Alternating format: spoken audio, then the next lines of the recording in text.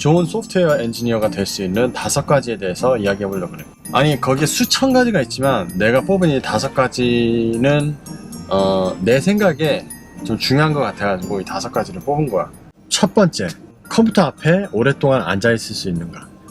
이게 왜 첫 번째냐면은 내가 이제 일을 하면서 보니까 동료들 중에 한 10분에 한 번씩 화장실 갔다 오거나 뭐 커피 타러 가거나 밖에 나가서 뭐 사오거나, 아니 이게 뭐 어떤 사람들은 뭐 건강에 좋다고 하겠지만 진짜 프로그램을 짤 때는 그 프로그램에 대한 이해도가 높은 상태에서 그 높은 이해도를 가지고 구조를 짜고 틀을 짜고 이제 설계를 해가지고 플랜을 쪼개가지고 그 조각을 만들어야 되는데, 그 만들고 나서 그 조각을 일하면서도 어떻게 생각을 해야 되냐면은 내가 이렇게 코딩을 프로그램을 짜면은 나중에 여기에 문제점이 생겼을 때 다시 여기 왔을 때 이걸 쉽게 이해를 하고 이걸 쉽게 고칠 수 있을까, 그런 식으로 생각을 해야 돼. 다른 사람이 봐도 쉽게 이해할 수 있을까, 그런 식으로 생각을 해야 돼.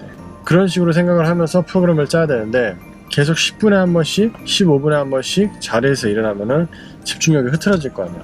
그리고 다시 돌아왔을 때 이게 또 바로 집중을 할 수 있는 게 아니라 내가 알기로는 3분, 4분, 5분이 걸린단 말이야. 그 플로우 스테이트, 진짜 자기 머리가 진짜 그거에 대해서 이해를 하고 집중하는 상태를 플로우 스테이트라고 하는데, 영어로는 그 플로우 스테이트로 가기까지는 시간이 걸린단 말이야. 앉아서 바로 되는 게 아니라. 시간 낭비가 일어날 때마다 3분, 4분, 5분씩 된다고 치면은 그거를 맨날 수십 번씩 한다고 해봐. 그러면은 그게 쌓이면은 이 효율이 엄청 떨어진단 말이야.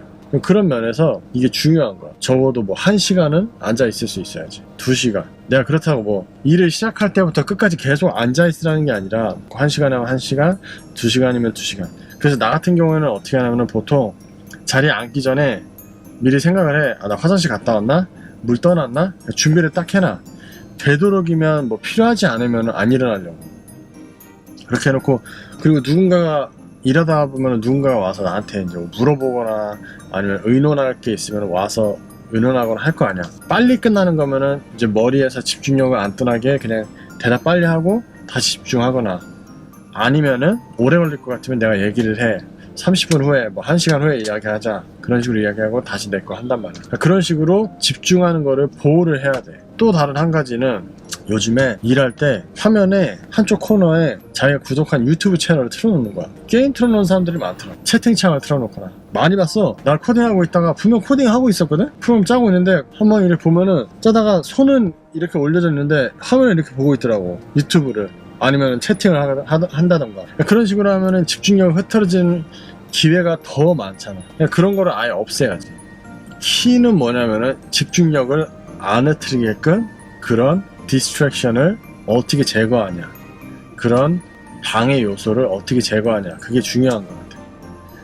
두 번째, 자기가 무엇이든 배워서 사용할 수 있다는 마음가짐, 무엇이든 배워서 해결할 수 있다는 마음가짐이 중요해.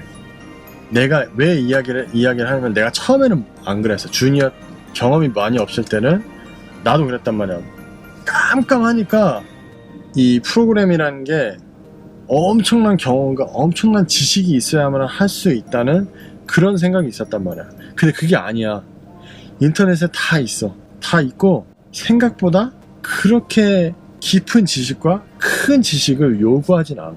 해야 할 일을 쪼개면은 이거를 내가 뭐든지 배워서 해결할 수 있고 사용할 수 있다는 그런 마음가짐을 가지고 하면은 이게 훨씬 효율적으로 빨리 접근하고 빨리 배우고, 그러니까 이런 면에서 이야기를 미리 해주는 거야. 왜냐면 내가 주니어 때는 누가 이런 이야기를 해주는 사람이 없었으니까 이거를 알고 할 수 있다 마음가짐을 가지고 찾아. 그러니까 예를 들어서 만약에 뭐 내가 모바일 앱을 만드는데 거기에 결제 시스템을 해야 되는데 한 번도 안 해봤어. 깜깜해.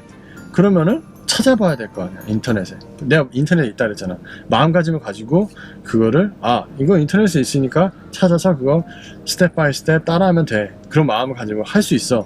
마음가짐을 가지고 먼저 키워드를 생각해. 키워드를 뭐 안드로이드면 안드로이드, iOS면 iOS. 예를 들어서 iOS, 뭐 iOS 페이먼트 시스템 이런 식으로 뭐 키워드를 아무튼 쳐봐. 거기서부터 시작해가지고 이제 보고 스텝 바이 스텝 하나하나 찾아보고 하면은 생각보다 그렇게 안 힘들어. 생각보다 그렇게 깊은 지식, 큰 지식을 요구하지가 않아. 그러니까 그런 마음을 가지고 접근하면 훨씬 빨리 지식을 습득하고 훨씬 빨리 배워서 훨씬 빨리 적용하고 훨씬 빨리 배울 수 있어. 그런 마음가짐이 중요해. 그러니까 지금 혹시 시작하는 사람들은 그런 마음가짐을 다 가지고 시작하면 훨씬 큰 도움이 돼요. 세 번째, 영어. 나는 영어 공부라고 안 할 거야.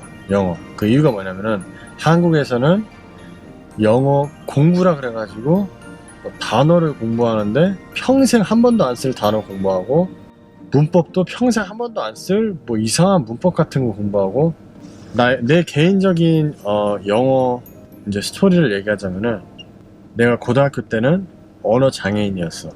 영어 때문에 언어 장애인이 아니라 한국말을 제대로 못해서 별명이 언어 장애인이었어. 내가 영어 시험 같은 거 보면은 아무것도 몰라. 그냥 다 찍어. 무조건. 왜냐면은 그런데 나 같은 경우에는 어떻게 공부했냐면 군대 전역하자마자 6개월간 IELTS를 공부했어. 영국이나 호주의 대학을 갈 때 시험 보는 게 있어. IELTS라고. 그 공부를 해서 이제 5.5를 넘은 TAFE라고 이제 우리나라로 치면은 2년제 대학. 그 정도를 들어갈 수 있는 그게 되는데 5.5도 못 넣고 그냥 엄마한테 지금 엄마가 보면 뭐라 그래. 엄마한테 5.5 넘었다고 뻥치고 이제 워킹 홀리데이를 갔지. 호주로 워킹 홀리데이를 가자마자 이제 식당에 일을 구했어. 식당 일 구할 때도 내 친구가 인터뷰를 했는데 이 친구가 지금 연락은 자주 안 하는데 고마운 친구지. 친구가 의리로 나를 데려간 거야. 자기 인터뷰에. 근데 내가 됐어. 근데 그때 당시에는 내가 이제 너무 앞만 보고 있어가지고 친구를 별로 생각을 안 했어. 미안한 얘기지. 어쨌든 너무 삼천포로 빠졌다. 그 도시에서 한 투잡 수리잡 뛰다가 돈도 안 모이고 영어도 안 돼가지고 농장에 갔는데 그때 이제 홍콩 여자친구를 만나서 차를 하나 사서 농장에 갔지. 농장에 갔는데 농장에 가면은 95%가 한국 사람이야. 워킹 홀리데이로 힘들단 말이야. 영어 공부하기가. 나 같은 경우에는 한국 사람 아닌 척 했어. 근데 하루는 이제 일 끝나고 나서 슈퍼에서 장을 보는데 내가 알아. 저기에 이제 두 커플, 나보다 나이 많은 두 커플은 이제 형이랑 누나라는 걸 알아. 한국 사람이라는 거. 근데 내가 순간 코너에서 딱 마주쳤어. 근데 나도 모르게 고개가 딱 이렇게 젖혀졌단 말이야. 그 사람들이 소곤소곤 하더니 나보고 이러는 거야. 그래가지고 내가 한국 사람이라는 걸 알았지. 그 사람들은 다음날 이제 쫙 퍼져가지고 막 사람들이 나한테 나와. 한국 사람이면서 왜 한국 사람 아닌 척했냐고 막 뭐라 그래. 그런 식으로 피해 다니면서 영어를 썼어. 그렇게 영어를 배웠어. 학원 같은 거 절대 안 가고. 그런 식으로 배워야 되는데 한국에서는 너무 이게 영어 공부하니까 진짜 안타깝더라고. 그러니까 내가 하고 싶은 얘기는 뭐냐면은 프로그래밍을 이제 돌아왔네. 프로그래밍을 위해서는 이거 프로그래밍에 관련된 영어를 써. 어떻게 쓰냐면은 보통 프로그래밍에서 문제가 생기면은 스택 오버플로우에서 많이 찾는단 말이야. 그럼 검색을 할 때 스택 오버플로우가 나오면은 들어가서 읽어. 이제 구글에 칠 때 다 나오면은 읽어. 그런 식으로 사용을 해서 이제 프로그래밍 쪽은 영어를 편안하게 만들어야지. 그리고 영어 다큐멘트도 계속 읽어. 그런 것도 읽어버릇하면은 이제 그런 영어가 많이 되겠지. 그런 식으로 해서 이제 계속 해서 편안하게 만들어야지. 뭐 따로 영어 공부를 할 필요는 없어. 그런 식으로 해야지. 자, 그리고 네 번째, 디버깅을 할 줄 아냐 모르냐. 크게 좌우해.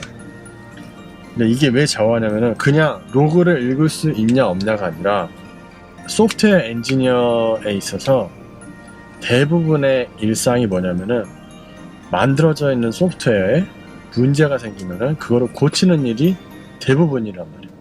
그러면 그걸 하려면은 먼저 처음에 해야 될 게 이제 문제점을 찾아야 돼. 왜 이 문제가 발생을 하는지.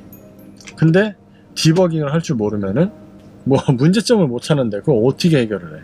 이제 로그도 읽을 줄 모르는 사람도 있고 브레이크 포인트 어떻게 사용하는지 모르는 사람도 있고 이제 소스 컨트롤이라고 깃이라고 있는데, 이것도 내가 언젠가는 영상을 올릴 텐데, 뭐 커밋을 비교해 가지고 문제점을 찾는 방법도 있고, 아무튼 그런 식으로 문제점 찾는 방법이 여러 가지가 있어.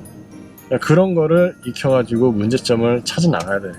그냥 내가 시니어라고 뭐 알고리즘이나 데이터 구조 이런 거를 잘 알아가지고 문제점을 잘 찾아서 문제를 해결할 수 있는 게 아니라, 그런 디버깅을 잘 해서 할 줄 알아서 그런 걸로 문제점을 찾아서 이제 해결을 하는 거란 말이야. 그러니까 그게 중요해. 이제 처음에 뭔가를 배울 때 만약에 이제 웹사이트 만드는 걸 배운다 그래. 웹 디벨롭먼트. 그러면은 웹 디벨롭먼트 할 때 뭐 프레임워크 뭘 쓸 때 디버깅을 어떻게 하는지 그걸 먼저 공부를 해. 먼저 본 다음에, 왜냐면은 이제 개발을 배우는데 분명히 배우는 과정에서 문제가 생길 거라면, 뭔가 잘못해서 문제가 생길 거란 말이야. 말이 빨라지니까 꼬인다. 생기는데 그 문제점을 못 찾으면은 뭐 어떻게 해. 그냥 그 문제점을 알고, 아 이래서 고장난 거였구나, 그렇게 알고 해결하고 그렇게 배워나가는 게 훨씬 빠르지 않을까. 디버깅 중요해 진짜.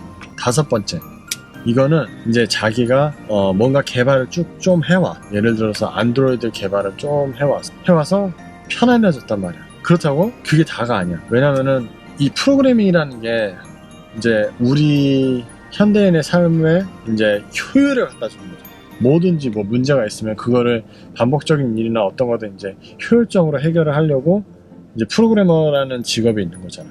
근데 우리가 이제 이 일을 하면서도 이 일을 효율적으로 해야 된다. 일을 조금 하고 큰 결과를 창출해내야 되는데, 안드로이드 SDK를 써서 안드로이드 앱을 개발을 하는데, 개발할 때 이제 계속 반복적으로 하는 게 있단 말이야. 그런 거를 자기만의 툴을 만들어서 그거를 사용을 할 줄 알아요. 뭐 예를 들어서 뭐 파이썬이나 PHP나 자바스크립트나 뭐 고 언어나 이런 언어들을 사용해서, 뭐 백시나 이런 언어들을 사용해서 자기만의 툴을 만들어서 이제 반복적인 일을 이제 쉽게 해결이 되게끔, 그렇게 하면은 훨씬 효율적으로 시간도 아끼고 프로덕티비티가 훨씬 증가하겠지. 일의 효율성이. 그러면 거기서 이제 뛰는 거야. 자기의 이제 시니어 레벨이 훨씬 확 뛰는 거지. 이렇게 5가지를 뽑아봤어. 혹시 다른 거 궁금한 점이 있으면은 코멘트 남겨주면은 내가 또 거기에 대한 답변을 해줄게. 그럼 오늘은 여기까지. 바이바이.